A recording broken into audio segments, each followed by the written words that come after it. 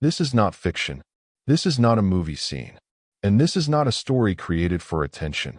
This is a true story, a real incident that happened to real people and destroyed real lives.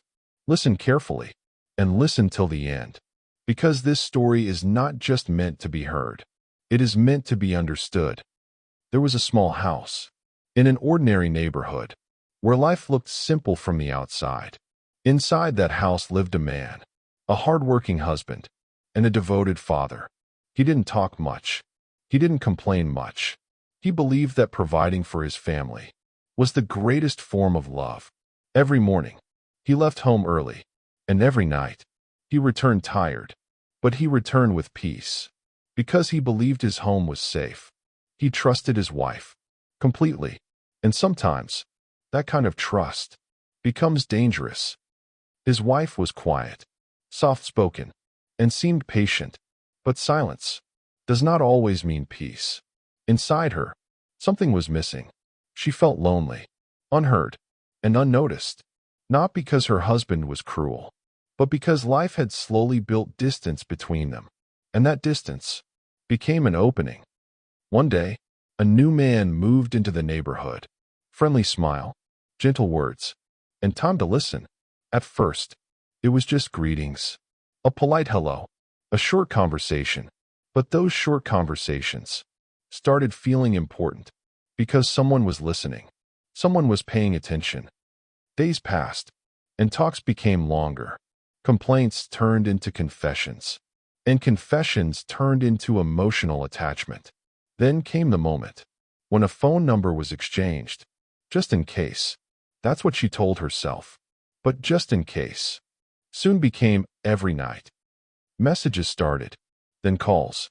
Late at night, when the house was quiet, her husband slept after a long day, trusting the silence, and she stayed awake, staring at a glowing screen, looking for comfort in the wrong place.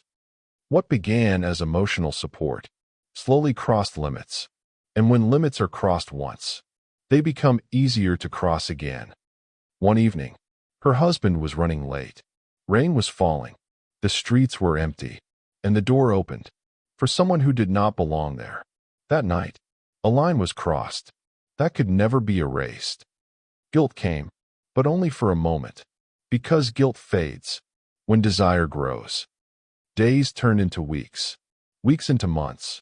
The double life became normal. By day, she was a wife and mother. By night, she was someone else. And her husband slowly began to notice changes. Late nights, silent phone calls, avoided eye contact, questions were asked, and fear was born. Fear of being exposed, fear of losing everything, and fear is where crime begins. One night, after dinner, she handed him a glass of milk. He didn't question it, because love does not suspect. He drank it. Minutes passed, and his body grew heavy.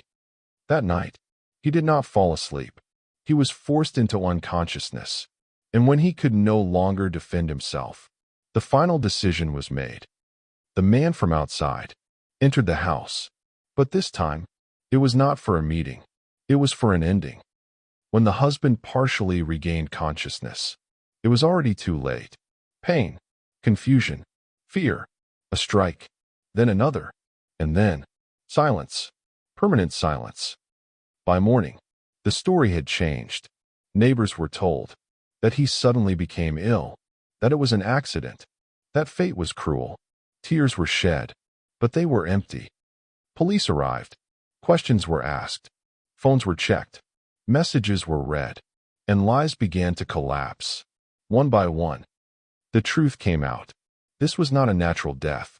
This was murder. Arrests were made. Confessions followed, and a courtroom heard the story that should have never existed. In one corner, children sat quietly, too young to understand why their world had fallen apart. Their father was gone, forever.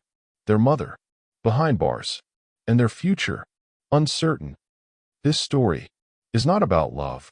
It is about weakness, poor choices, and ignoring boundaries.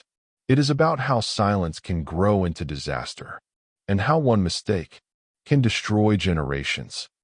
If this true story made you pause, if it made you think, then its purpose is fulfilled. Please, like this video, share it, and subscribe to the channel. Because these stories are not told for entertainment. They are told as warnings. And maybe they can save someone before it's too late.